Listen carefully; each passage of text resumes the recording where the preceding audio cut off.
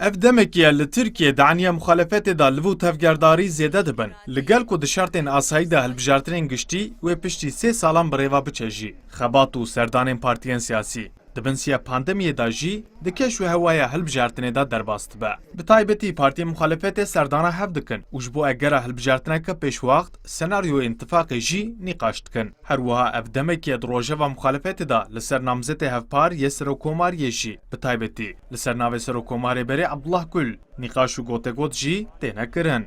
Li gorî şîrovekarên siyasî, partiyên nû yên pêşaroj û devayê destê muxalefetê bihêz dikin. Ji loma jî Partiya Muxalefeta Sereke û Pêşengê İttifaqa Milletê CHP ji nehava dixwaze pêwendiyên xwe bi van partiyan re baş bike û wan jî daxilê vê ittifaqê bike. Lewra di sistema nû ya Tirkiyeyê da îdî rêjeya dengên ji sedî yek jî gelekî krîtîk e.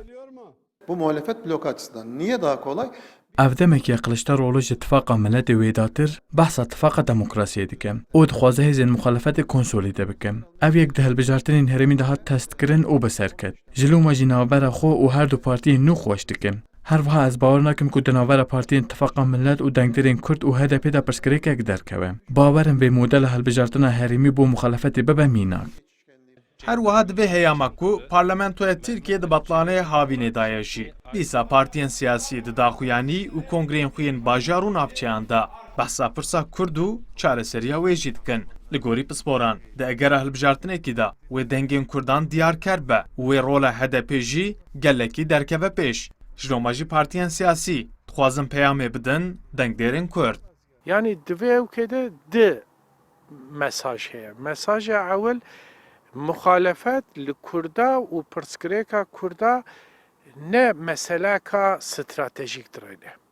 Kurda deje tamam Kurd hene pirsgirêka wan jî hene ama Kurd di siyaseta Türkiye'de faktörekin ne aktörekin. Ya di dua jî piştî hilbijartina Beledya İstanbulê muhalefet teva fahm kir heta rayş Kurda nestînin nikarin bloka Cumhur İttifaqî bixînin.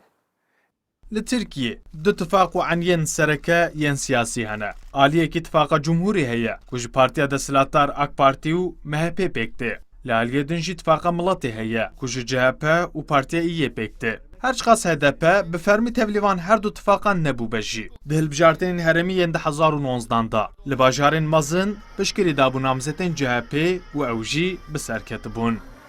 Ömer Sönmez, Kurdistan 24, Ankara.